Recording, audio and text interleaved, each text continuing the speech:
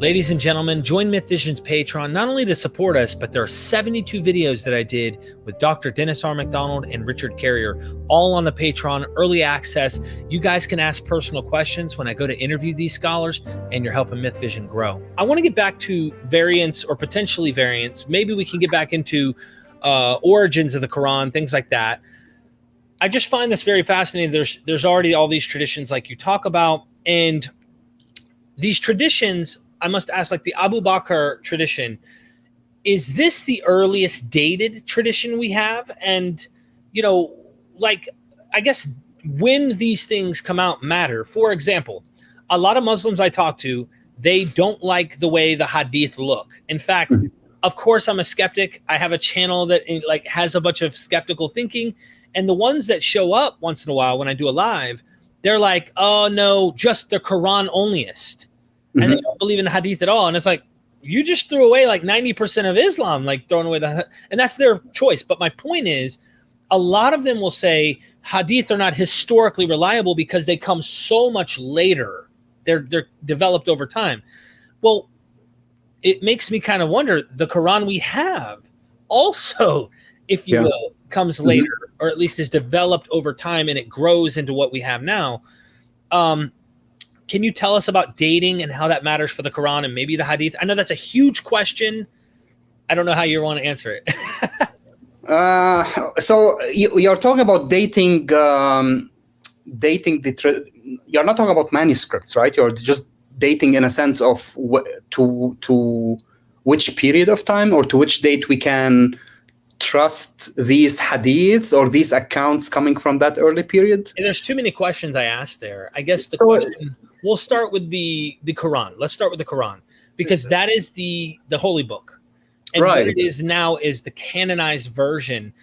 How early can we really go with manuscript data, knowing what we have is like popping on the scene, and we go, okay, we know that this is around this time.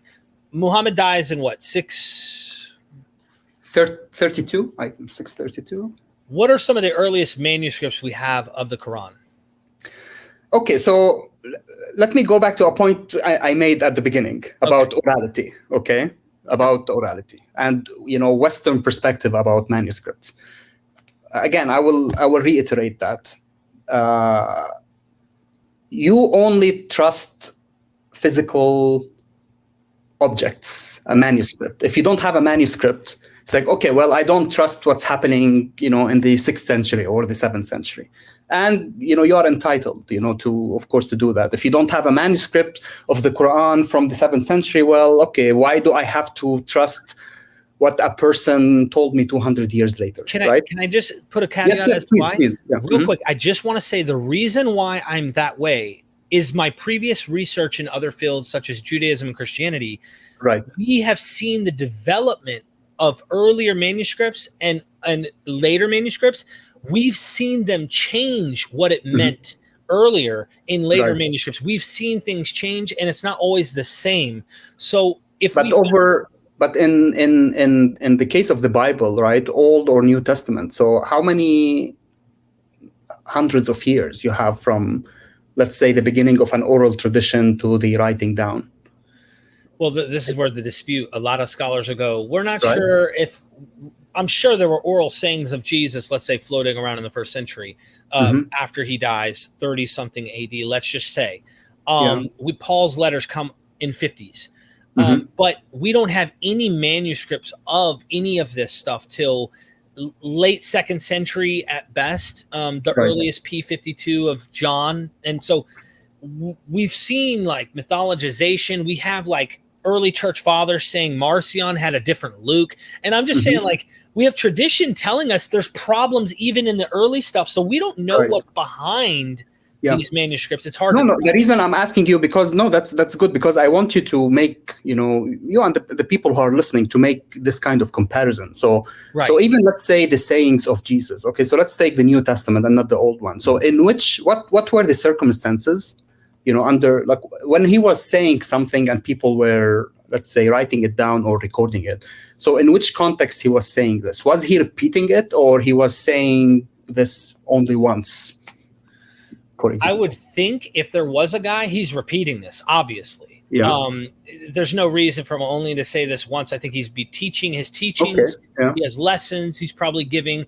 But I'm very skeptical on how they would be able to remember like the Right. Sermon on the Mount. Is that put in the mouth? A lot of the stuff in the Gospels, I think, were put in the mouth of Jesus. I don't think he actually said it. So I wonder if the same happens with Muhammad. Like later on, people. Okay, so I mean, to be fair, okay, so let's say that from a objective, point of view, Right. there's no evidence whatsoever to really confirm that the Quran that you have right now, okay, came from the mouth of the Prophet. Right. Okay? There's no, I mean, you want a time machine to go back and see if he really, said these things. I'm saying now from an objective. So you have the right to ask, this, or people think, oh, so how do we know that, this Quran really came from his mouth, or he really uttered these words?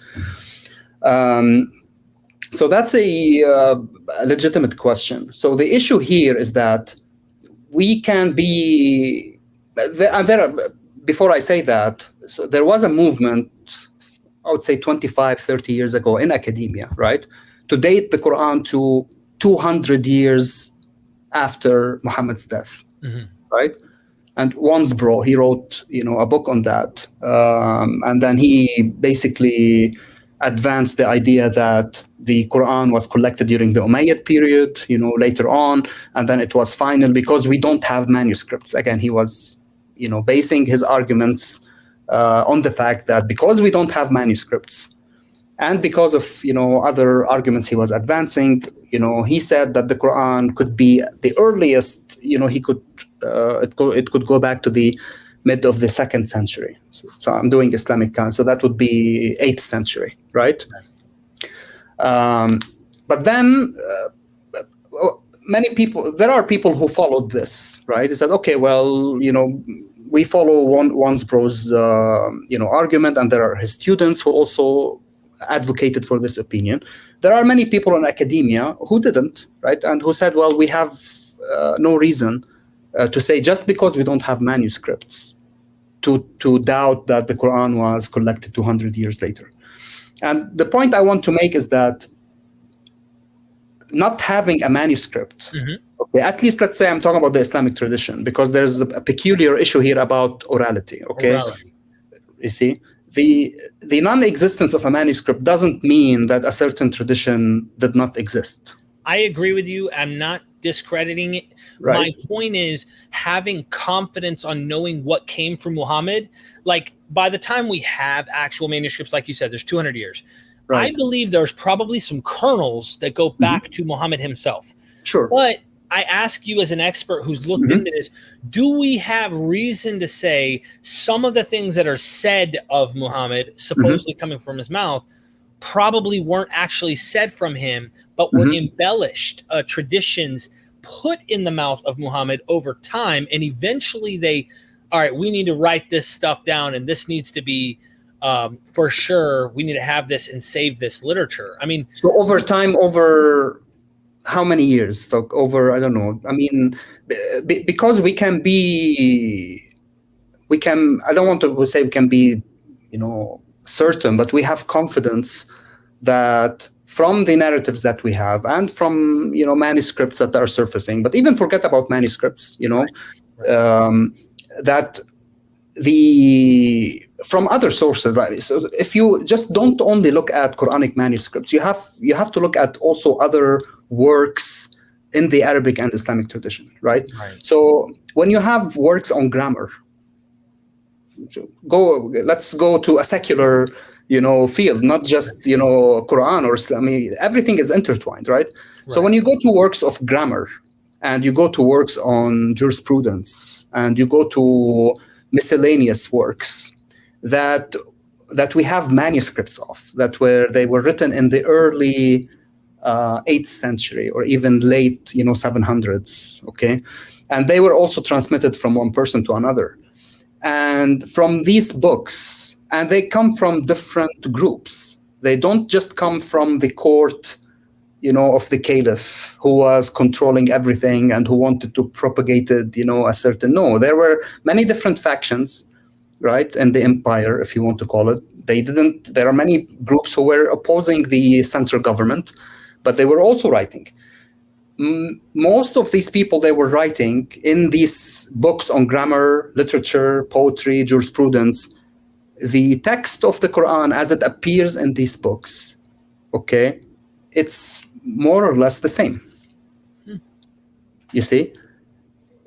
So you don't need a manuscript of the Quran to tell you that people in the 8th century and in the late, in the 700s, that they were using a text of the Quran as they were using it 200 or 300 years later on.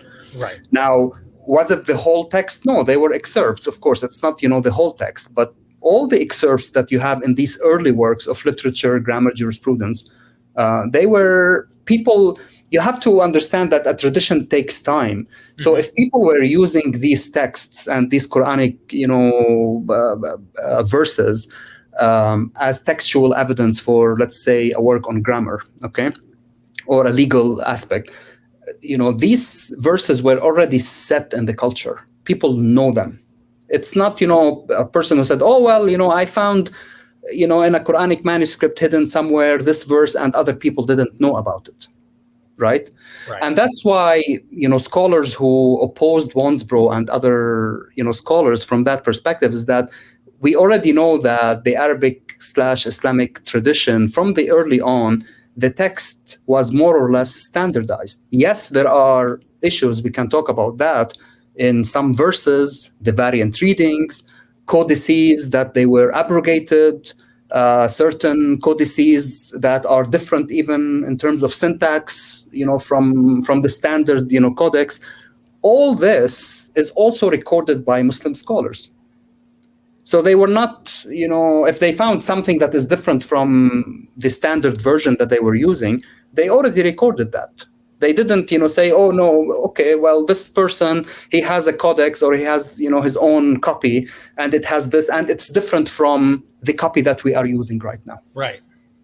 So my point is, from very early on, there is confidence that the text of the Quran is more or less standardized. Right.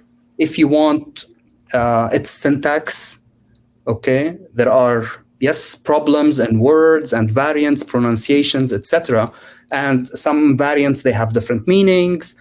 There are different numbers of verses from one, codex to another. But the assumption that the non-existence of a full Quranic manuscript from the 1st century, that it should discredit the existence of an early, Quran, that's not something, at least in academia, that I agree with you, by the way. I do. We read. Wansbrough's book is on my reading list for students. It's a very, I also advise and encourage people to read it. It's not an easy read. I had to read it multiple times to understand his English. It's just complicated. It's English written in a French way of thinking. I don't know. It's. Well, I want everyone to know when he said 1st century, he's speaking of the 6th century. Sorry, my OSX is the Islamic calendar, so 6th century, 6th, 7th. I agree with you. By the way, what 1st we found, and 7th. Yeah. To use an example, what we found of New Testament manuscripts, the earliest we can get is late 2nd century, but that's all we found. Who knows? There might be something earlier than that we just don't have. And how much earlier is a big question. So I definitely agree with you that there's definitely something there. And if there is Jews and Christians in the region and they know about their textual traditions because they're encountering these people, it's common sense to say they know that they have standard ideas of text. And it's like, we need to get this right. And how it happened is where different traditions come in on trying to explain how we have got the Quran. Yeah. So if we could take this into problems of variant readings, from what I understand, it's kind of like what we hear about Hebrew.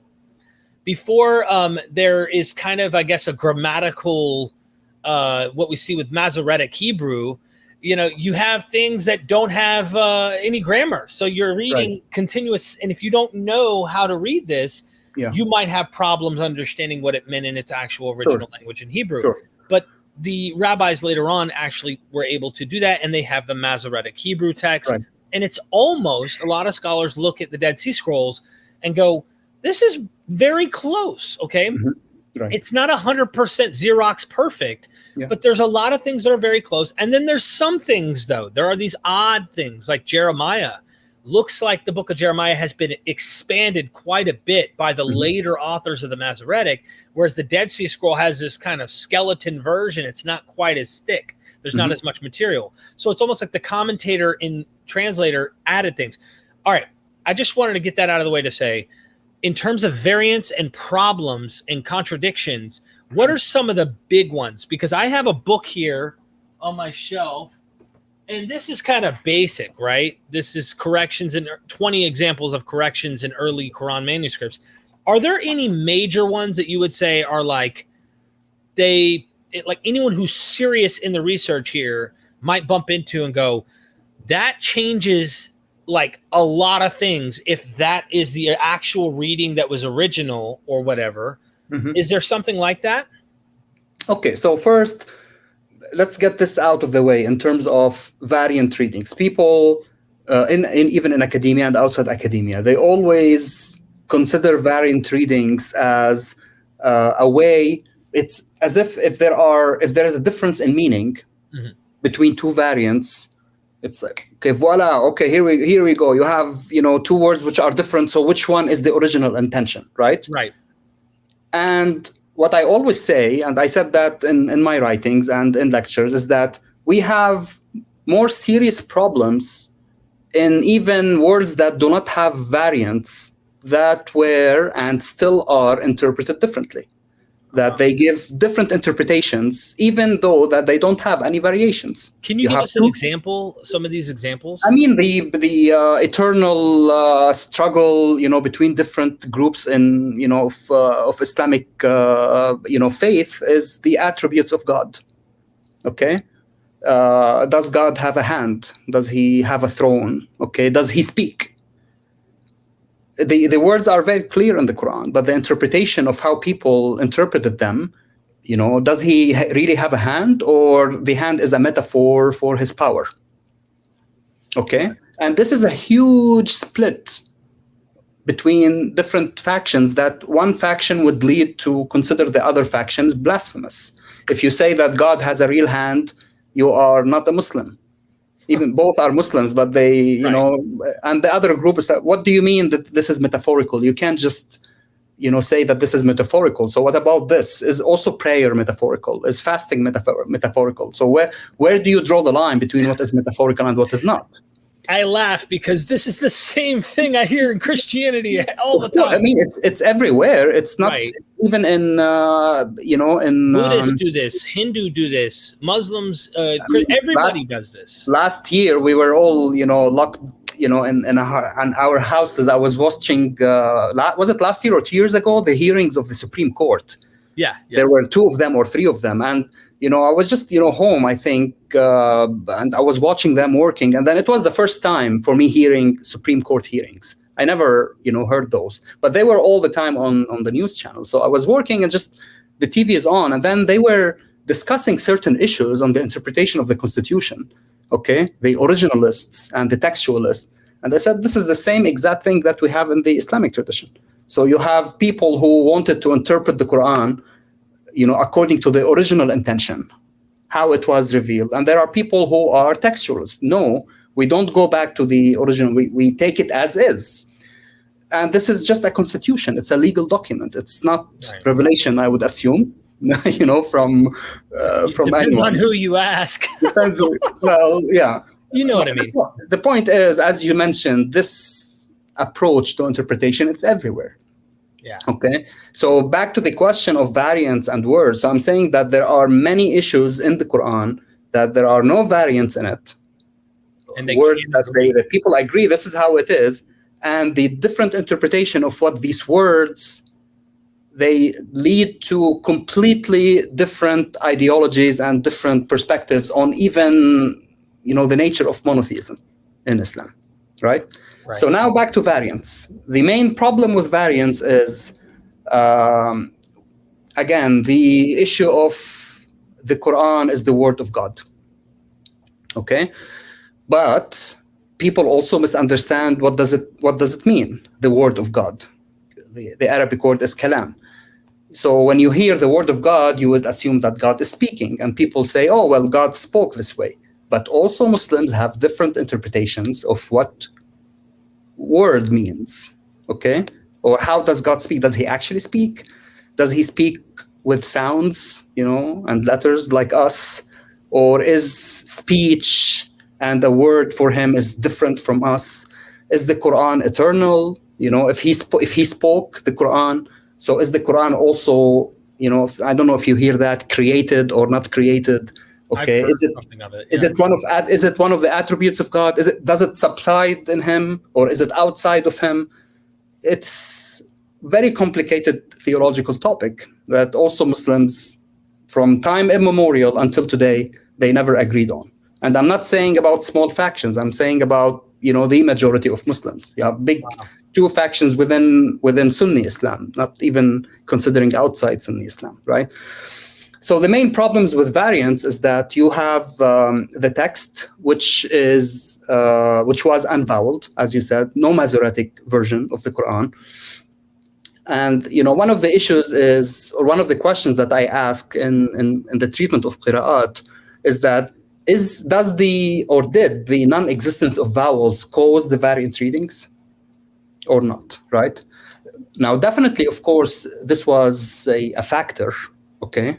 If you have a perfectly vowel text, people would read the same, right? Mm-hmm. But the issue is people back then, they didn't have vowels. The vowels didn't exist, okay? And this was the script that, people used. So it's their language. So let's say now, I don't know, I give you a sentence in English and I take the E's and A's and U's and O's from it. To what extent are you going to get the sentence right? Right. I'm gonna have trouble for sure. It depends on the register of the sentence, I think, right? So if I'm giving you just a simple sentence and you know the context of it, I mean, look at how people are chatting today, right? They shortcut everything. If I'm not aware of this acronym in chatting, sometimes I read things I don't understand what they are, and then I have to Google them. Okay, so yeah, what was the other one? I know LOL, right? That's all. But RO, what's the ROFL? Roll on floor, or there's different. Right. So people use it, but it has an acronym. But people who know the context would read it, or they would know how what it spells, right? So the point is, it depends on the register. If the text is if it runs smoothly and then it's comprehensible, you wouldn't randomly put dots and vowels on the text and read it different to what the syntax, okay, or the discourse of the sentence says.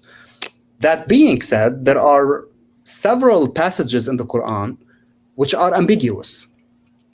And everyone knows that. And the Quran itself says that there are passages which are ambiguous in the text. So there are clear verses and there are ambiguous verses.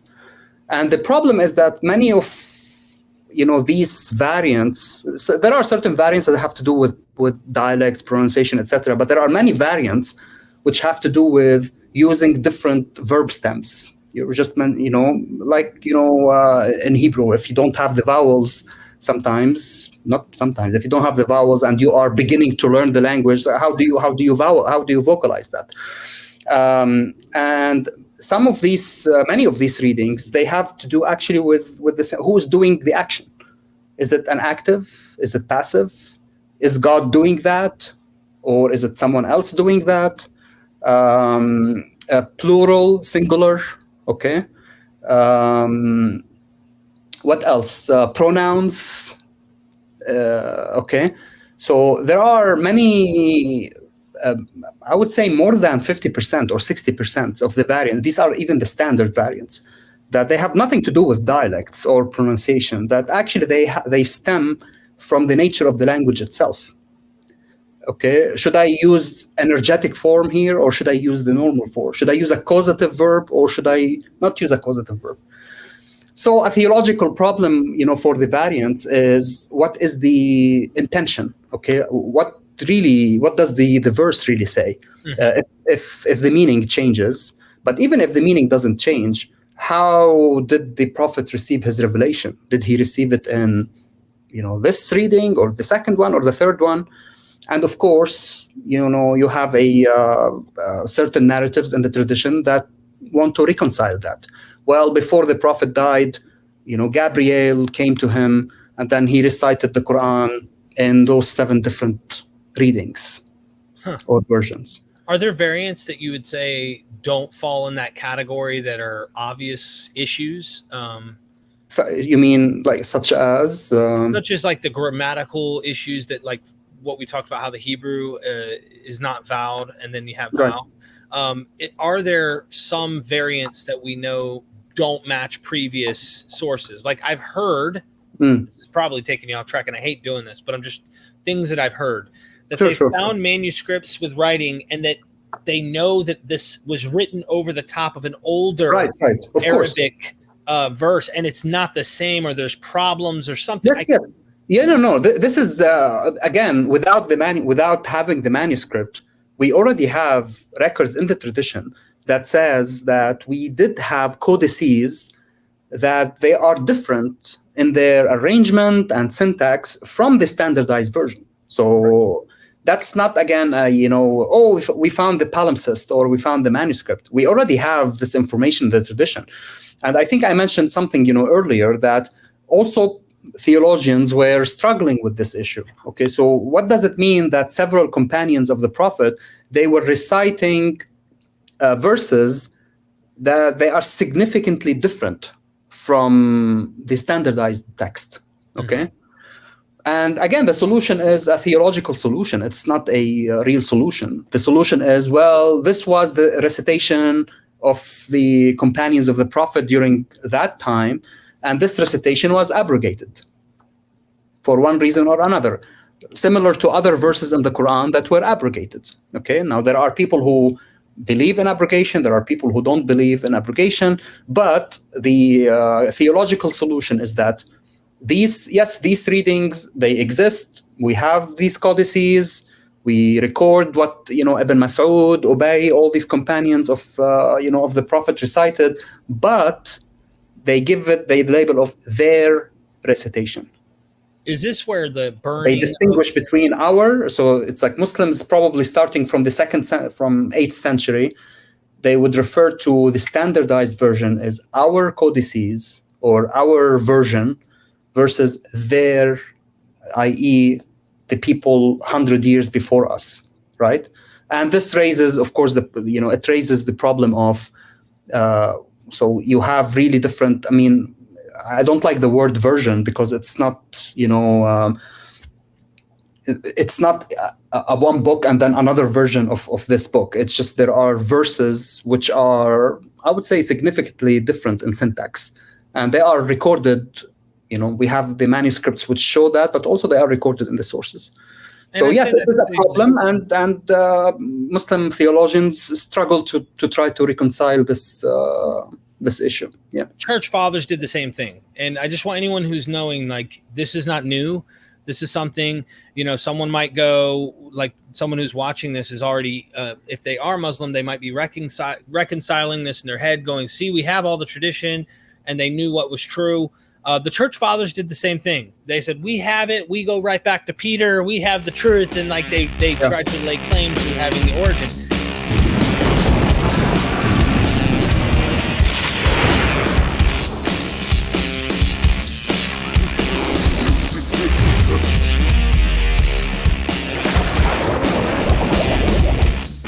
Ladies and gentlemen, join MythVision's Patreon, not only to support us, but there are 72 videos that I did with Dr. Dennis R. McDonald and Richard Carrier, all on the Patreon, early access.